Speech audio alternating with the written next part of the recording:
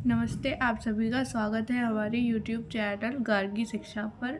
आज हम UGC net JRF examination के लिए sociology paper 2 chapter unit 10 chapter 36 है जो सांप्रदायिकता और धर्मनिरपेक्षता कम्युनलिज्म एंड सेकुलरिज्म पढ़ेंगे।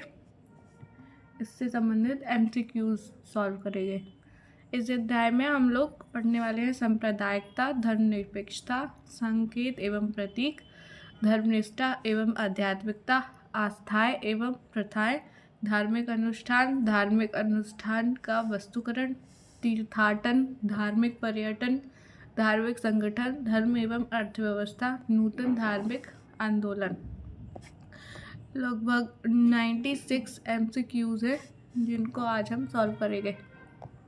क्वेश्चन नंबर 1, आधुनिक भारत में निम्नलिखित में से कौन एक सामाजिक रूप से जटिल समस्या मानी जाती है जिसे राजनीति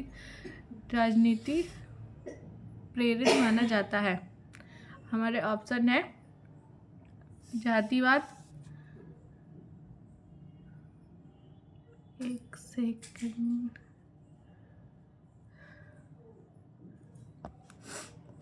ऑप्शन है जातिवाद, सांप्रदायिकता, बेकारी, निर्धनता। तो सही आंसर होएगा क्वेश्चन नंबर 1 का बी, सांप्रदायिकता। नेक्स्ट क्वेश्चन, सांप्रदायिकता जैसी गंभीर सामाजिक समस्या की उत्पत्ति किस काल में प्रारंभ हुई? ब्रिटिश काल से, मुगल काल से, मध्यकालीन काल से, इतिहास से?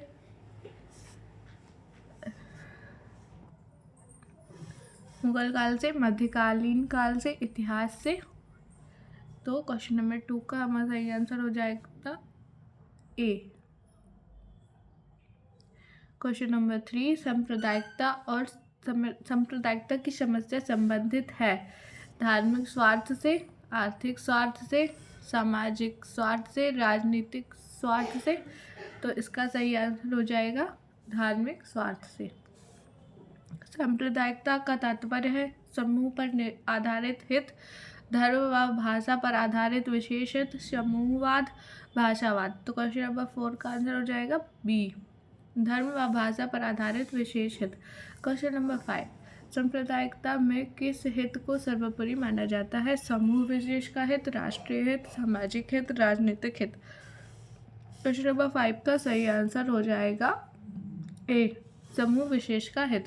क्वेश्चन नंबर 6, अंग्रेजों ने सांप्रदायिकता की भावना का संचार किस रूप में किया? सामाजिक शासन प्रणाली के रूप में, फूट डालो शासन करो, शासन करने का नैतिक प्रयास, शासन करने का भौतिक प्रयास? क्वेश्चन नंबर 6 का सही आंसर हो जाएगा बी, फूट डालो शासन करो। क्वेश्चन नंबर 7, सांप्रदायिकता को किस रूप में जाना जाता है जो धार्मिक आधार पर मतभेद का परिचायक है? इसके ऑप्शन है समुदाय विशेष के हितभेद, समाज विशेष के हित, संस्था विशेष के हित, या ये सभी? तो इसका आंसर ये सभी नहीं होगा, ध्यान रखिएगा। इसका आंसर हमारा होगा समूह विशेष के हित। सांप्रदायिकता को समूह विशेष के हित भेद रूप में जाना जाता है जो धार्मिक आधार पर मतभेद का परिचायक है। सांप्रदायिकता का बात हो रही है तो वहाँ समाज विशेष के हित तो आ नहीं सकते, इसलिए ये सभी नहीं होगा। आँख बंद करके ये सभी लगा देते हैं ना, तो यहाँ पे ऐसा नहीं होगा। बढ़ते हैं नेक्स्ट क्वेश्चन की ओर। क्वेश्चन नंबर 8, धार्मिक आधार पर उत्पन्न सांप्रदायिकता की जन्मोत्कर्ष बिंदु का परिणाम माना जाता है? सांप्रदायिक सौहार्द, सांप्रदायिक कृत्य, सांप्रदायिक व्यवस्था, या सांप्रदायिक दंगे? तो सांप्रदायिकता का जन्मोत्कर्ष बिंदु पूछा गया है, तो सौहार्द तो नहीं होएगा, कृत्य और दंगे हो सकते हैं, और कृत्य और दंगों में से भी मोस्ट सुटेबल होगा दंगे। सबसे ज़्यादा सांप्रदायिकता दंगों से होगी। फिर क्वेश्चन नंबर 9, निम्नलिखित में से किसे सांप्रदायिकता का एक मूल कारण माना जाता है? समानता को नहीं, असमानता को यस, संकीर्ण मानसिकता को, ये भी हो सकता है हित। तो संकीर्ण मानसिकता ज़्यादा सही रहेगा। क्वेश्चन नंबर 10, सांप्रदायिकता का मुख्य कारण है पृथक्करण की भावना, समाजवाद की भावना, न्याय की भावना या संघर्ष की भावना। तो क्वेश्चन नंबर 10 का सही आंसर हो जाएगा क्वेश्चन ऑप्शन ए, पृथक्करण की भावना। जैसे मार्क्स की एलियनेशन की जो थ्योरी है वो यहाँ अप्लाई हो जाएगी। जब मजदूर अपने आप को अपने ही काम से एलियनेट महसूस करने लगता है तब वह उग्र हो जाता है और सांप्रदायिकता उसका परिणाम हो सकती है। बढ़ते हैं अगले क्वेश्चन की तरफ। सांप्रदायिक गुट किस भावना से उत्प्रेरित होते हैं? संकीर्ण भावना, धार्मिक कट्टरता, धार्मिक भावना या नैतिक भावना। तो क्वेश्चन नंबर 11 का सही आंसर हो जाएगा ऑप्शन नंबर बी, धार्मिक कट्टरता। अब हम आते हैं नेक्स्ट क्वेश्चन की ओर, जो है क्वेश्चन नंबर 12। किस भावना से सांप्रदायिकता को बल मिलता है? धार्मिक संकीर्ण मनोवृत्ति, सामाजिक मनोवृत्ति, सांस्कृतिक मनोवृत्ति, आर्थिक मनोवृत्ति। सांप्रदायिकता को किससे सबसे ज़्यादा बल मिलेगा? तो धार्मिक संकीर्ण मानसिकता। Question number 13। सांप्रदायिकता सामाजिक व्यवस्था में उत्पन्न करती है द्वेष, वैमनस्य, प्रेम, सौहार्द, संघर्ष। तो यहाँ पे हमारा आंसर हो जाएगा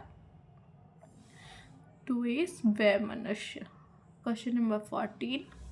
सांप्रदायिकता संबंधित समस्या किसके लिए एक रोग माना जाता है? समाज के लिए, व्यक्ति के लिए, संस्था के लिए या समिति के लिए। तो क्वेश्चन नंबर 14 का सही आंसर हो जाएगा समाज के लिए। Question number 15। सांप्रदायिकता जैसी समस्याओं से निपटने हेतु निम्न में से किसे मूल मंत्र के रूप में स्वीकार किया जाता है? सरकार के नियंत्रण को, आध्यात्मिक मूल्यों की स्थापना को, कानून को या सभी।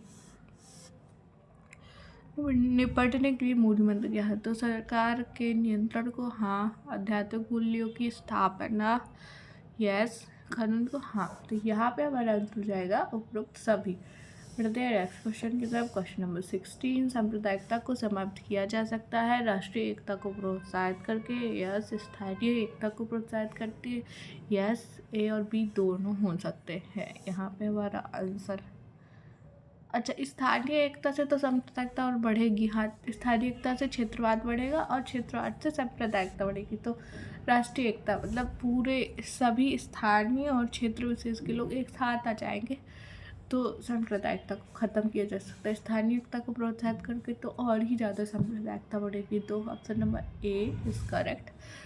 Question number 17। सांप्रदायिकता जैसी गंभीर समस्या निम्न में से किसके लिए अधिक घातक होती है? राष्ट्र के लिए, व्यक्ति के लिए, समाज के लिए या ये सभी। सांप्रदायिकता राष्ट्र, व्यक्ति, समाज सभी के लिए खतरनाक होती है। यहाँ भी हमें ध्यान रखना है कि ये सभी नहीं होगा हमारा आंसर, क्योंकि व्यक्ति और समाज के लिए सांप्रदायिकता एक हद तक सही हो सकती है। जैसे किसी सांप्रदायिकता दो या दो से अधिक गुटों के बीच होती है तो सांप्रदायिकता में किसी एक गुट को विशेष हित होते हैं और अगर उन्होंने उसके प्रभाव में आके वो उनके हित पूरे हो जाते हैं तो व्यक्ति के लिए सांप्रदायिकता समस्या थोड़ी होगी, उस समाज के लिए भी सांप्रदायिकता समस्या नहीं होगी। पर राष्ट्र के अंदर किसी भी समाज या व्यक्ति, कोई भी व्यक्ति या समाज से सांप्रदायिकता बढ़ा रहा है तो राष्ट्र के लिए हर सिचुएशन में सांप्रदायिकता खतरा होगी। इसलिए A is more suitable answer. Question number 18। पृथक प्रतिनिधित्व से तात्पर्य है रंग के आधार पर पृथकता, वर्ग के आधार पर पृथकता, धर्म, जाति, भाषा के आधार पर पृथकता। पृथक प्रतिनिधित्व, इसमें तो उपयुक्त सभी होगा। यस, हाँ, पृथकता तो हर रंग, वर्ग, धर्म, जाति, भाषा सभी के आधार पर पृथकता हो सकती है। Question number 19। धार्मिक दृष्टिकोण से भारत निम्न में से किस श्रेणी के राष्ट्र में आता है? धार्मिक कट्टर, धर्म सापेक्ष, धर्मपरायण, धर्मनिरपेक्ष। तो हमारे कॉन्स्टिट्यूशन में भी इसकी बात की गई है, धर्मनिरपेक्ष। बढ़ते हैं अगले क्वेश्चन की तरफ। Question number 20। एक धर्मनिरपेक्ष राष्ट्र के रूप में भारत में संपूर्ण धर्मों के साथ किस प्रकार का व्यवहार किया जाता है? समान, असमान, अनुचित, उचित। तो संपूर्ण धर्मों के साथ किस प्रकार व्यवहार किया जा सकता है? समान ही किया जाता है। सॉरी। क्वेश्चन नंबर 21, धर्मनिरपेक्षता का आशय है सर्वधर्म समभाव, विशेष धर्म नहीं, धार्मिक कट्टरता नहीं, धार्मिकता का ह्रास नहीं। क्वेश्चन नंबर 21 का सही आंसर है ऑप्शन ए, धार्मिक समभाव। क्वेश्चन नंबर 32, धर्मनिरपेक्ष होने से तात्पर्य अधर्मी होना या अथवा संकुचित अधार्मिकता पर चलना नहीं होता, वरन उसका तात्पर्य पूर्णतः आध्यात्मिक होना होता है। किसका कथन है? अम्बेडकर का, डॉक्टर राधाकृष्णन, अरस्तु, इनमें से कोई नहीं। तो ये कथन है हमारा डॉक्टर राधाकृष्णन जी का।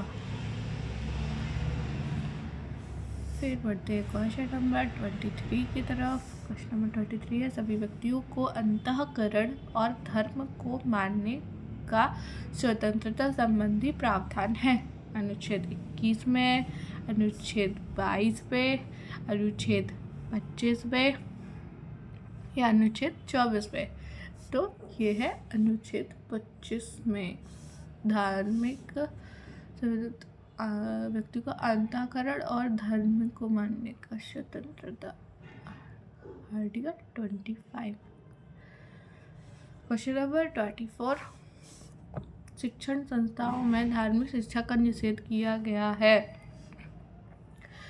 किस आर्टिकल में ये कहा गया है कि शिक्षण संस्थाओं में धार्मिक शिक्षा का निषेध? तो आर्टिकल 30 में या 28 में या 35 में या 25 में? तो इसका हमारा सही आंसर हो जाएगा आर्टिकल 28। क्वेश्चन नंबर 25, कौन सा अनुच्छेद निर्वाचन संबंधी स्वतंत्रता प्रदान करता है? तो अनुच्छेद 325।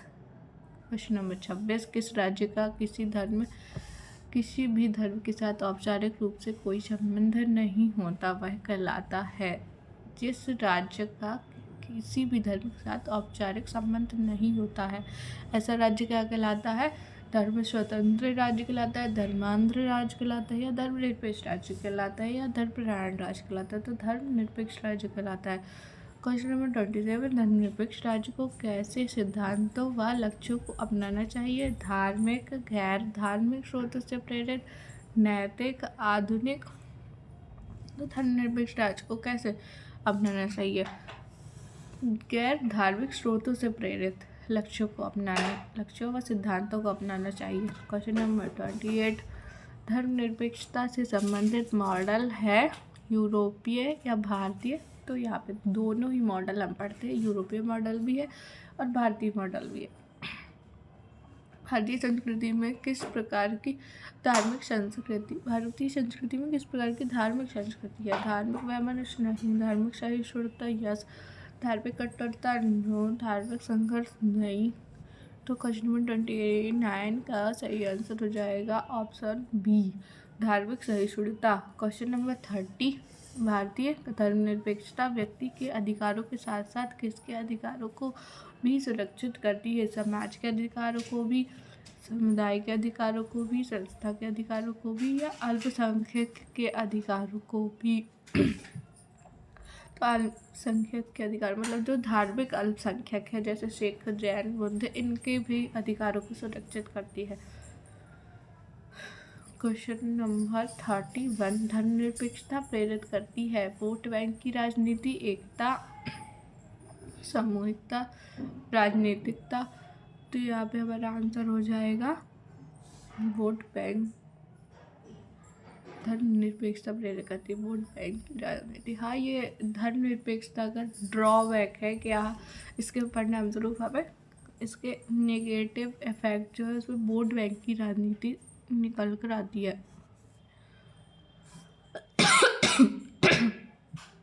क्वेश्चन नंबर 32, प्रतीक का आशय निम्नलिखित में से किसे संबंधित माना जाता है? जो एक विशिष्टता को इंगित करता है, एक मूल्य, चिन्ह, नियम, या ये सभी?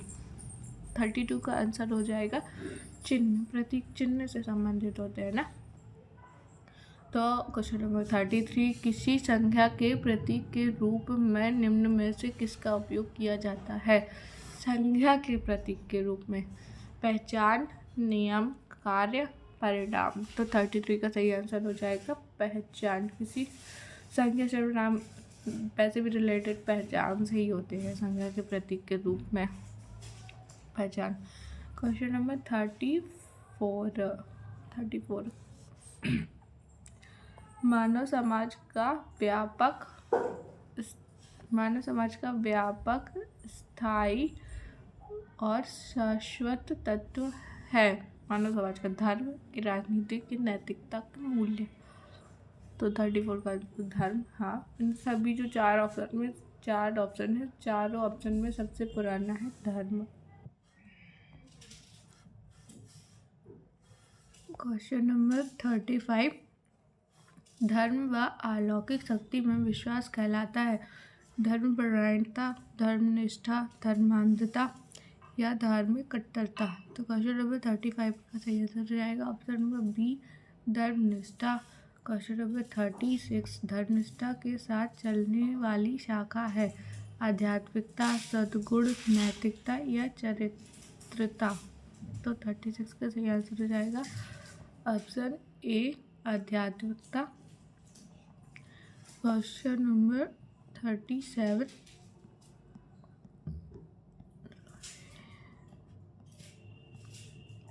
पर ब्रह्मा की सत्ता में विश्वास है धर्मनिष्ठा या आध्यात्मिकता। तो 37 का हो जाएगा दोनों ही, इसका सही आंसर हो जाएगा ए और बी दोनों। क्वेश्चन नंबर 38, आध्यात्मिकता व्यक्ति को किस विचारधारा से परे ले जाने से है? भौतिकता से, अभौतिकता से, मौलिकता से या नैतिकता से? तो इसका सही आंसर हो जाएगा ऑप्शन नंबर ए, भौतिकता से। मटेरियलिज्म से स्पिरिचुअलिज्म की तरफ जाएंगे। 39, क्वेश्चन नंबर 39, भारतीय समाज में किस तथ्य को जीवन का ध्येय नहीं समझा जाता? भावनात्मकता, भौतिक सुख व भोग विलास, भोगलिप्सा, भौतिक जीवन शैली, अभौतिकता। यहाँ पे सही आंसर हो जाएगा क्वेश्चन नंबर 39 का बी, भौतिक सुख व भोग विलास को भारतीय संस्कृति में जीवन का ध्येय नहीं समझा जाता। क्वेश्चन नंबर 40, आध्यात्मिकता व्यक्ति के जीवन की वह अवस्था है जिसपे वह किसी भी कृत्य में करता है विश्वास, तन्मयता, मूल्यात्मकता या व्यवहारिकता। तो यहाँ पे 40 का सही आंसर हो जाएगा बी, तन्मयता। क्वेश्चन नंबर 41 स्टार्ट करेंगे अब। वह कृत्य जिस पर अन्य व्यक्तियों का विश्वास टिका होता है कहलाता है मूल्यपरकता, आस्था, नैतिकता या नियमबद्ध। कहलाता है आस्था। आस्थाएं व्यक्ति से संबंधित होती हैं, आंतरिकता से संबंधित होती है या बाह्य, मौलिक या सामयिक। तो इसका आंसर हो जाएगा आंतरिक। आस्था तो आंतरिकता वाली बात हो जाती है ना, आस्था बाह्य गुण थोड़ी है, आंतरिक गुण है आस्था। किसकी किस में है? क्वेश्चन नंबर 43, आस्था का संबंध निम्नलिखित में से किससे संबंधित माना जाता है? आदर्श से, मानदंड से, मूल्य से या विश्वास से? तो किससे माना जाता है? तो जब 44 का हो जाएगा बी, 43, क्वेश्चन नंबर 43 का हो जाएगा डी, विश्वास। आस्था और विश्वास दोनों सेम चीज़ें ही होती है। विश्वास की फ्रिक्वेंसी कम, पर विश्वास का ही नेक्स्ट लेवल आस्था कहलाता है। क्वेश्चन नंबर 44, समाज में मान्यता प्राप्त जन रीतियाँ कहलाती हैं नीतियाँ, प्रथाएं, मूल्य या विश्वास? तो क्या कहलाती हैं? मान्यता प्राप्त रीतियाँ, प्रथाएं कहलाती है। क्वेश्चन नंबर 45, प्रथा का आशय निम्नलिखित में से किससे है? एक सामाजिक रीति से, एक सांस्कृतिक रीति से, जन्य रीति या प्रौढ़ रूप से, इनमें से कोई नहीं। तो 45 का आंसर हो जाएगा सी, जन रीति का प्रौढ़ रूप से। क्वेश्चन नंबर 46, समाज से मान्यता प्राप्त कार्य करने की विधियां ही समाज की प्रथाएं है। किसका कथन है ये? मैकाइवर तथा पेज का, बोगार्डस का, डेविस का, सिबेल का। तो ये कथन है मैकाइवर एंड पेज का। क्वेश्चन नंबर 47, प्रथाएं समूह द्वारा स्वीकृत नियंत्रण की वे विधियां हैं जो प्रतिष्ठित हो गई हैं, जिन्हें स्वीकार कर लिया गया है और जो पीढ़ी दर पीढ़ी हस्तांतरित हो रही है। यह किसने कहा था? तो क्वेश्चन नंबर 47 मैकाइवर ने कहा, बार्गेस ने कहा, लॉक, बोगार्डस ने कहा या रोज ने कहा। तो ये कथन है बोगार्डस का। क्वेश्चन नंबर 48, प्रथाएं समूह में लाती हैं, स्थायित्व लाती हैं, भौतिकता लाती हैं या नियमबद्धता लाती है, अनियमितता लाती हैं। तो प्रथाएं स्थायित्व लाती हैं समूह में। क्वेश्चन नंबर 49, प्रथाएं मानव के व्यवहार को करती है प्रभावित, नियंत्रित, नियमित या ये सभी। तो क्वेश्चन नंबर 49 का सही आंसर हो जाएगा प्रथाएं नियंत्रित करती हैं। क्वेश्चन नंबर 50, प्रथाओं का स्वरूप होता है सामयिक, परिवर्तनशील, रूढ़िवादी या आधुनिक। आधुनिक तो नहीं हो सकती, प्रथाएं रूढ़ी होती है। प्रथाएं बहुत पहले से जो नियम चले आते हैं उन्हीं को प्रथाएं बोला जाता है। क्वेश्चन नंबर 51, प्रथाएं सामाजिक परिस्थितियों से क्या करना सिखाती है? संघर्ष करना सिखाती है, अनुकूलन सिखाती है, प्रतिकूलन सिखाती है या व्यवहार सिखाती है। तो प्रथाएं अनुकूलन सिखाती है सामाजिक परिस्थितियों से। क्वेश्चन नंबर 52, प्रथाएं समाज के लिए होती है आवश्यक, अनावश्यक, कल्याणकारी या उत्तम। तो प्रथाएं समाज के लिए होती है कल्याणकारी। क्वेश्चन नंबर 53, प्रथाएं सामाजिक जीवन में लाती हैं, क्या लाती है? एकता लाती है, अनुरूपता लाती है, मौलिकता लाती है या व्यवहारिकता लाती है। तो प्रथाएं समाज में अनुरूपता लाती हैं। क्वेश्चन नंबर 54, कार्य आरंभ करने की क्रिया या भाव है आस्था, अनुष्ठान, पूजा, कर्म। क्रिया या भाव क्या है बताइए? 54 का हो जाएगा अनुष्ठान। कार्य आरंभ करने की क्रिया या भाव, अनुष्ठान की मीनिंग ही यही होती है। क्वेश्चन नंबर 55, सॉरी स्वास्थ्य ठीक नहीं है आज। धार्मिकता के द्वारा फल की निमित्त किसी आराधना, धार्मिकता के द्वारा फल के निमित्त किसी आराधना करना है, किसी की आराधना करना है, कोई आराधना करना है। धार्मिकता के द्वारा फल के निमित्त कोई आराधना करना है, क्या है? सामाजिक अनुष्ठान है, सांस्कृतिक अनुष्ठान है, धार्मिक अनुष्ठान है या नैतिक अनुष्ठान है। तो क्वेश्चन नंबर 55 का सही आंसर हो जाएगा धार्मिक अनुष्ठान। क्वेश्चन नंबर 56, धार्मिक अनुष्ठान है शास्त्र वेद कर्म करना, धर्म कार्य करना, आराधना करना या कर्म करना। तो 56 का सही आंसर हो जाएगा शास्त्र वेद कर्म करना। क्वेश्चन नंबर 57, वर्तमान समय में धार्मिक अनुष्ठानों का स्वरूप किस प्रकार का हो गया है? नियमीकरण, वस्तुकरण, मूल्य या उन्मूलन। तो 57 का सही आंसर हो जाएगा बी, वस्तुकरण। धार्मिक अनुष्ठान प्रतिबिंब है मूल्य, विश्वास, धर्म या ये सभी। तो धार्मिक अनुष्ठान में लगभग तो सभी आ जाते हैं। 59 का, तीर्थ से आशय निम्नलिखित में से किससे संबंधित माना जाता है? पवित्र स्थान से, दर्शनीय स्थान से, रमणीय स्थान से, अवलोकनीय स्थान से। तो तीर्थ तो पवित्र स्थान में। इसी क्वेश्चन नंबर 60, भारत की 4 दिशाओं में 4 धामों की स्थापना किसने की? महात्मा गांधी की, विनोबा भावे, आदि शंकराचार्य, विवेकानंद। तो आदि शंकराचार्य इसका आंसर होगा आदि शंकराचार्य। जब हिंदू धर्म एकदम पतन की ही ओर उन्मुख था। बौद्ध धर्म का प्रभाव बढ़ रहा था बहुत ज़्यादा, और हिंदू धर्म से बौद्ध धर्म अपना रहे थे लोग उस टाइम। आदि शंकराचार्य आए और उन्होंने शास्त्रार्थ में बौद्धों को हराया और हिंदू धर्म की नींव पुनः की और चारों दिशाओं में चारों धाम की स्थापना की। क्वेश्चन नंबर 61, धार्मिक पर्यटन से तात्पर्य है धर्म स्थलों की यात्रा, पहाड़ी स्थानों का भ्रमण, दर्शनीय स्थल या ये सभी। तो क्वेश्चन नंबर 61 का सही आंसर हो जाएगा धर्म पर्यटन तो धर्म स्थलों की यात्रा से संबंधित है। पहाड़ी भ्रमण तो ट्रैकिंग कहला जाएगी। दर्शनीय स्थल तो कोई भी हो सकता है। क्वेश्चन नंबर 62, गणेश चतुर्थी महोत्सव के लिए विख्यात सिद्धि विनायक मंदिर कहाँ अवलोकित है? तो कोलकाता में अवलोकित है, पुणे में, दिल्ली में या मुंबई में? तो सिद्धि विनायक, ये भी बहुत नोन फैक्ट है कि सिद्धि विनायक मुंबई में स्थापित है।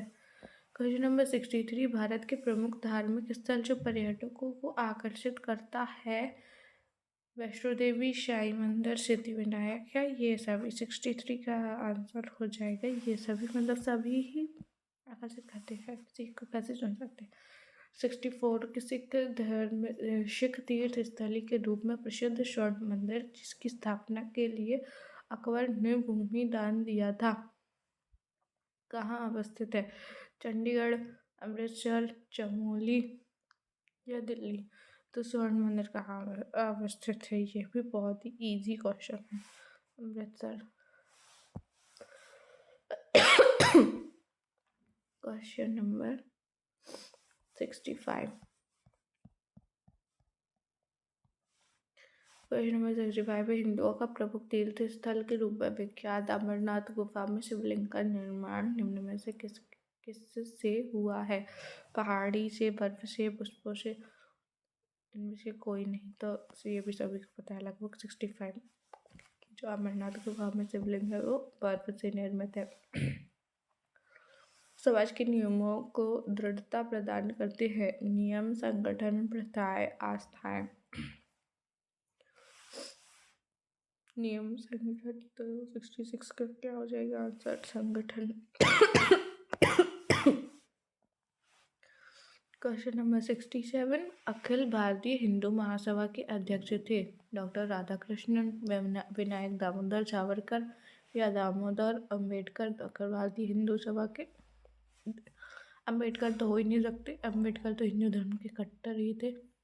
भारतीय हिंदू महासभा विनायक दामोदर सावरकर।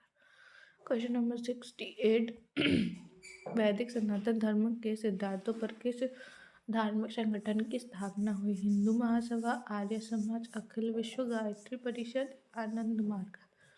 तो 68 का सही आंसर हो जाएगा अखिल भारतीय गायत्री परिवार। क्वेश्चन नंबर 69, धार्मिक संगठन आनंद मार्ग की स्थापना किस वर्ष में हुई? Factual question. 1955 में हुई थी। क्वेश्चन नंबर 70, विश्व हिंदू परिषद की महिला शाखा का नाम है? विश्व हिंदू महिला परिषद, दुर्गावाणी महिला संगठन?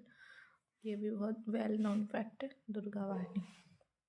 क्वेश्चन नंबर 71, संघ परिवार और विश्व हिंदू परिषद का युवा चेहरा बजरंग दल, शिवसेना, हिंदू महासभा या दुर्गावाणी?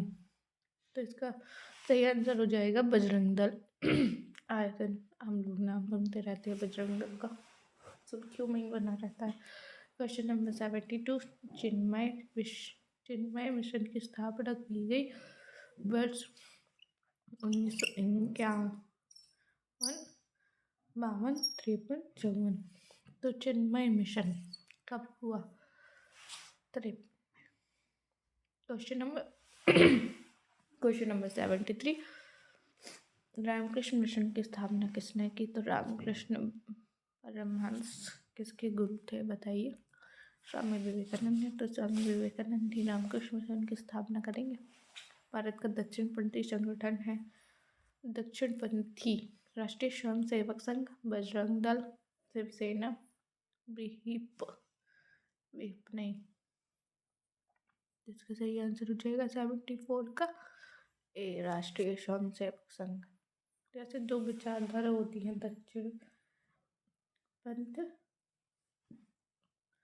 और एक प्रो गवर्नमेंट होती है और दूसरी गवर्नमेंट की नीतियों का अमूल विरोध करती है, उसी को दक्षिण पंथ बोला जाता है, मतलब राइट विंग और लेफ्ट विंग।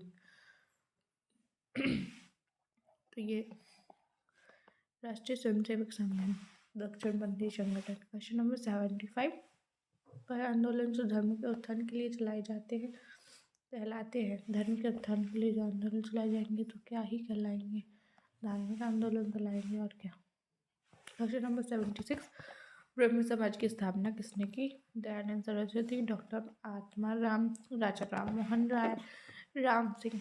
तो 76 का सही आंसर हो जाएगा राजा राम मोहन राय। 77, प्रार्थना समाज की स्थापना किस वर्ष में हुई? तो 1987 या 1867, 1996 या 1961। प्रार्थना समाज की स्थापना हुई है 1867 में। यस। 78, आर्य समाज के संस्थापक थे? आर्य समाज के संस्थापक थे राजा राम मोहन राय या दयानंद सरस्वती, रामदास परमहंस या डॉक्टर अम्बेडकर। 78 का सही आंसर हो जाएगा दयानंद सरस्वती। अलीगढ़ मुस्लिम विश्वविद्यालय की स्थापना किसने की? मोहम्मद अली, लियाकत अली, सैयद अहमद खां या अली खां। तो 79 का सही आंसर हो जाएगा sir Syed Ahmad Khan. Question number 80, match the following. समाज या संस्था: ब्रह्म समाज, आर्य समाज, प्रार्थना समाज, रामकृष्ण मिशन। संस्थापक: स्वामी विवेकानंद, डॉक्टर आत्माराम, स्वामी दयानंद सरस्वती, राजा राम मोहन राय। तो ब्रह्म समाज किसने स्थापित किया था? ब्रह्म समाज का है राजा राम मोहन राय। आर्य समाज हम लोगों ने जस्ट अभी पढ़ा है। आर्य समाज सरस्वती, प्रार्थना समाज डॉक्टर आत्माराम, आत्मा और प्रार्थना ऐसे याद किया था मैंने से। रामकृष्ण मिशन डी का हो जाएगा स्वामी विवेकानंद। तो गुरु ही तो नहीं पता ही रहता है। इस हिसाब से हमारा सही आंसर हो जाएगा 80 का बी। क्वेश्चन नंबर 81, सत्य कथन छाटिए। प्रार्थना समाज का प्रथा समाज का आधार है। प्रथा स्वयं निर्मित की जाती है। प्रथा रूढ़िवादिता पर आधारित होती है। प्रथा पीढ़ी दर पीढ़ी हस्तांतरित होती है। प्रथा सामाजिक व्यवहार है। तो कौन कौन से सही लग रहे हैं ऑप्शन? प्रथा समाज का आधार है, हाँ ये कहीं हद तक सही है। प्रथा स्वयं नहीं, प्रथा स्वयं निर्मित नहीं होती। प्रथा रूढ़िवादिता, हाँ रूढ़ी तो है ही, बहुत लंबे टाइम से जो चली आती है उसी को तो हम रूढ़ी बोलते हैं। तो तीसरा सही है। प्रथा पीढ़ी दर पीढ़ी हस्तांतरित होती है, यह भी सही है। प्रथा सामाजिक नहीं, सामाजिक व्यवहार कुछ और ही होता है। तो 134 किसमें? बी में। तो मेरा सही आंसर हो जाएगा बी। क्वेश्चन नंबर 82, सम्मिलित कीजिए। तीर्थ स्थल स्थिति: वैष्णो देवी कहाँ? सबको पता कहाँ है वैष्णो देवी। जम्मू कटरा। साईं मंदिर कहाँ है? शिरडी। सिद्धि विनायक अभी पढ़ा था मुंबई में। स्वर्ण मंदिर अमृतसर। तो सही आंसर क्या हो जाएगा? 2143 सी। 82 का सी। क्वेश्चन नंबर 83, धर्मनिष्ठा से के संबंध में सत्य है। धर्मनिष्ठा की भावना में विश्वास है। धर्मनिष्ठा धार्मिक आदर्शों का पालन है। धर्मनिष्ठा संघर्ष को जन्म देती है। तो तीसरा तो फॉर श्योर सही नहीं है। धर्मनिष्ठा संघर्ष को जन्म देती है, ये ऐसा दिया गया है। हाँ, मतलब अगर धर्मनिष्ठा चरम पर पहुंच जाए तो संघर्ष को जन्म दे सकती है। यस, ये सभी कथन सही हो जाएंगे हमारे। Again match the following. सांप्रदायिकता, धार्मिक समानता नहीं, अयोध्या विवाद, समूह विशेष के हित। समूह विशेष के हित ये हो जाएंगे धर्मनिरपेक्षता, धार्मिक समानता, धार्मिक समानता, धार्मिक संगठन, बजरंग दल, धार्मिक आंदोलन, अयोध्या विवाद। देखते हैं इसका सही आंसर क्या है। 3 3 1 2 4 3 1 3 1 और 2 84 का ए है सही आंसर। तो 3 1 4 तो हाँ ऐसे ही तो लगाया। ए का 3, बी का 1 और सी का 4। ठीक है, हाँ सही तो बोल गलत सही थे, लगाया सही था। अब कितना हो गया? 84 हो गया। अब बारी आती है क्वेश्चन नंबर 85 की। थोड़े सही क्वेश्चन बचे, जल्दी खत्म होने वाला है। कौन सा वर्ग सुमेलित नहीं है? आस्था, विश्वास सुमेलित है। प्रथाएं, जननीति, आध्यात्मिकता, भौतिकता से परे, धर्मनिष्ठा।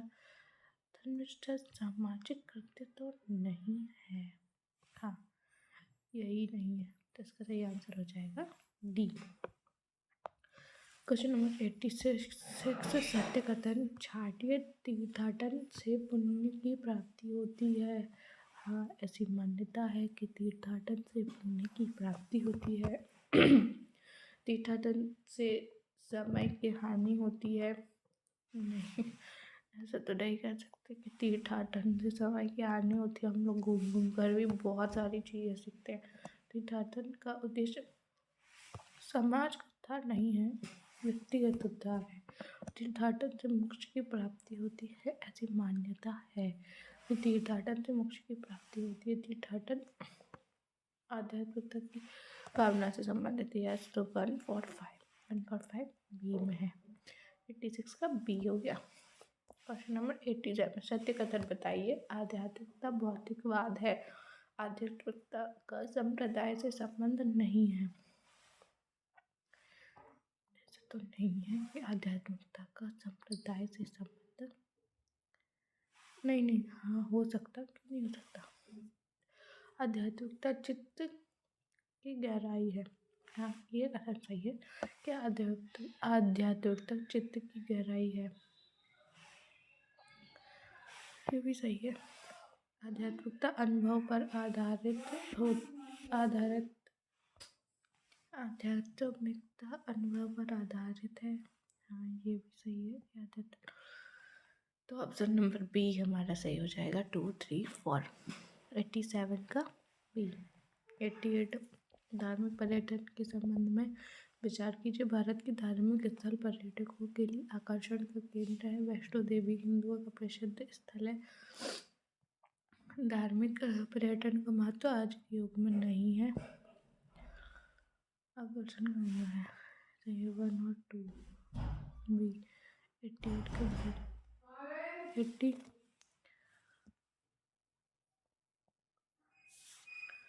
नीचे दिए गए कथनों एवं कारणों को ध्यानपूर्वक कोड की सहायता से सही उत्तर का चयन कीजिए। Question number 89। वर्तमान समय में सांप्रदायिकता सबसे जटिल समस्या है। इसका कारण आज समाज में व्यक्ति अपने हितों पर ही ध्यान देता है। तो 89 का हो जाएगा सी। 89 का हो जाएगा सी, मतलब ए सही है हमारा, परंतु आर गलत है। Question number 90। धर्मनिरपेक्षता की धारणा सर्वधर्म समभाव पर आधारित है। यह धर्म के नाम पर नागरिकों के मध्य भेदभाव की धर्मनिरपेक्षता, हाँ, भेदभाव की समाप्ति है। 90 का सही आंसर हो जाएगा ए क्योंकि ये दोनों कथन तो सही है ही, साथ ही साथ व्याख्या भी कर रहा है। क्वेश्चन नंबर 91, आस्था विश्वास पर टिका एक अवधारणात्मक कृत्य है। आस्था में धर्म आवश्यक है, ऐसा तो नहीं है कि धर्म कंपल्सरी हो। तो आज गलत है, इसका हो जाएगा सी। सॉरी। 92, कथन प्रथा समाज के मान्यता प्राप्त वह तरीके जिन्हें सामूहिक अभिमति प्राप्त होती है। कारण प्रथा समाज की सार्वभौमिक आस्था है। तो 92 का सही हो जाएगा। ये कथन तो दोनों सही है, पर ये व्याख्या नहीं कर रहे हैं। क्वेश्चन नंबर 93, धर्मनिष्ठा धर्म में अनन्य भक्ति व विश्वास की क्रिया है। धर्मनिष्ठा धर्मपरायणता की भावना है। तो दोनों ही सही हो जाएंगे और व्याख्या भी कर रहा है। 94 क्वेश्चन नंबर 94, इसको पैसेज को पढ़ना है। 1 मिनट वीडियो पॉज करके आप लोग पढ़ लीजिए इस पैसेज को, और स्क्रीनशॉट भी ले सकते हैं। अब हम लोग इसके क्वेश्चन लगाते हैं। तो 94, सांप्रदायिकता की भावना में निहित है, परोपकार की भावना नहीं। ये तो नहीं हो सकता। तो इसकी भावना यहाँ तो इसक्यों नहीं हो सकता। स्वार्थीशा की भावना, राष्ट्रवाद की भावना, तो 94 का सही आंसर हो जाएगा।